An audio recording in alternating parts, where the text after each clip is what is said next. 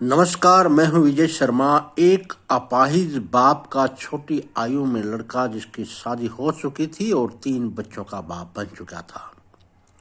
घर की जिम्मेवारियों के बोझ से दब चुका था, या ये कहूँ अपने बाप की दवा का खर्च, अपने बच्चों का खर्च या अन्य खर्चों के कारण वह कर्ज के नीचे आ गया था। बात सुनने की है, अगर आप सुनना चाहें तो। एक दिन मेरे पास वह 10,000 रुपये की सहायता मांगने के लिए आता है।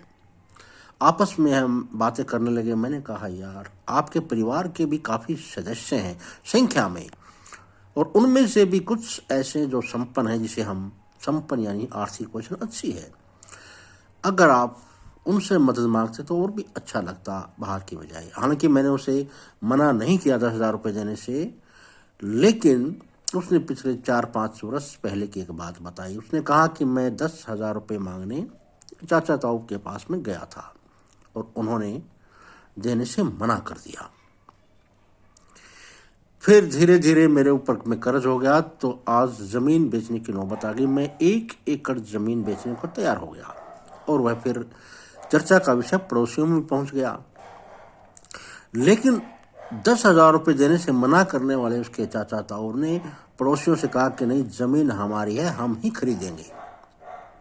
और उन्होंने 22 लाख रुपए में वो 1 एकड़ जमीन उनकी खरीद ली। तो मैं कहना यह चाहता हूं, इस जमाने को, ये जमाना बदल गया है। अगर 4-5 साल पहले वो अपने भाई या भतीजे की 10,000 रुपये से मदद कर देते तो हो सकता है उसको 1 एकड़ जमीन बेचने की नौबत ही नहीं आती, क्योंकि उसने बाहर से किसी से 10,000 रुपये उठाए होंगे। फिर ब्याज पर ब्याज 10 के 20, 20 के 40 या 40 के 80 बनते बनते, या घर के अन्य खर्चों के कारण वह कर्ज चले आ गया, और फिर उन्होंने जमीन खरीद ली। अगर वो मदद कर देते पहले ही दिन तो ऐसी नौबत नहीं आती। ऐसा क्यों हो रहा है? और आज अक्सर सबसे पहले जमीन अपना ही सगा भाई भाई की खरीदता है, पड़ोसियों को मना कर देता है। उसके पास पैसे कहाँ से आ जाते हैं? वो वैसे मदद क्यों नहीं करता? क्या साथ में लेकर जाओगे पैसे?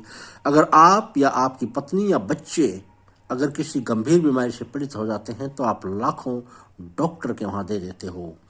आप अपनी अय्याशी के लिए होटलों में खाना खा खा कर आप खराब कर देते हो।